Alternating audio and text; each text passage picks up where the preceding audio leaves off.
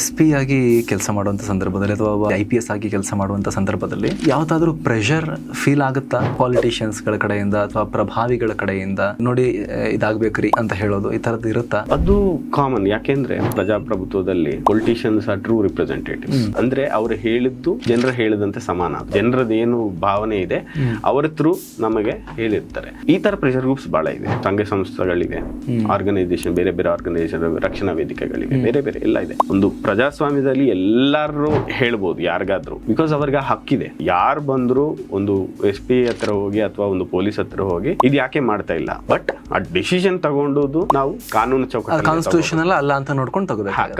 ಕಾನೂನು ಚೌಕಟ್ಟಲ್ಲಿ ಇದೆಯಾ ಇಲ್ವಾ ಅಂತ.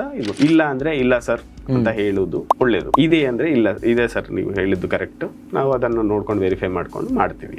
ಆಕ್ಚುಲಿ ಈ ಪ್ರೆಷರ್ ಅನ್ನೋದು ಬಹಳಷ್ಟು ಸಲ ನೆಗೆಟಿವ್ ಇದರಲ್ಲಿ ನೋಡ್ತಾ ಇರ್ತಾರೆ, ಬಟ್ ಆಕ್ಚುಲಿ ಅದು ಪಾಸಿಟಿವ್. ಯಾಕೆಂದ್ರೆ ಯಾವುದು ಪ್ರೆಷರ್ ಇರ್ಲಿಲ್ಲ ಅಥವಾ ಯಾರು ನಮಗೆ ಏನು ಹೇಳ್ತಿಲ್ಲ ಅಂದ್ರೆ ನಮಗೆ ಅಕೌಂಟಬಿಲಿಟಿ ಇಲ್ಲ. ನಮ್ಗೆ ಹೇಗೆ ಗೊತ್ತಾಗುತ್ತೆ ನಾವು ಮಾಡ್ತಾ ಇರೋದು ಸರಿ ಇದೆಯಾ ಇಲ್ಲ ಅಂತ? ಯಾರೊಬ್ಬರು ಪಾಯಿಂಟ್ ಔಟ್ ಮಾಡ್ಬೇಕು. ಅದು ಪತ್ರಕರ್ತರು ಇರ್ಬೋದು, ಮೀಡಿಯಾ ಇರ್ಬೋದು, ರಾಜಕೀಯದವರು ಇರ್ಬೋದು, ಯಾರೊಬ್ರು ಹೇಳ್ತಾ ಇರ್ಬೇಕು ನಮಗೆ ನೀವು ಸರಿ ಮಾಡ್ತಾ ಇದ್ದಾರೆ, ನೀವು ಸರಿ ಮಾಡ್ತಾ ಇಲ್ಲ. ಸೊ ಅದು ಪ್ರಕಾರ ನಾವು ಕೆಲಸ ಮಾಡಿದ್ರೆ ಕರೆಕ್ಟ್ ಡೈರೆಕ್ಷನ್ ಅಲ್ಲಿ ಹೋಗ್ತಾ ಇದೀವಿ ಎಲ್ಲ ಗೊತ್ತಾಗುತ್ತೆ. ಪಬ್ಲಿಕ್ಗೋಸ್ಕರ ಕೆಲಸ ಮಾಡಬೇಕು. ಸೊ ಅದು ನಾವು ಮಾಡ್ತಾ ಇದೀವಿ ಇಲ್ಲ ಅಂತ ಬೆಸ್ಟ್ ಚೆಕ್ ಇವೆಲ್ಲ. ಫುಲ್ ವಿಡಿಯೋಗಾಗಿ ರಿಲೇಟೆಡ್ ಲಿಂಕ್ ಕ್ಲಿಕ್ ಮಾಡಿ.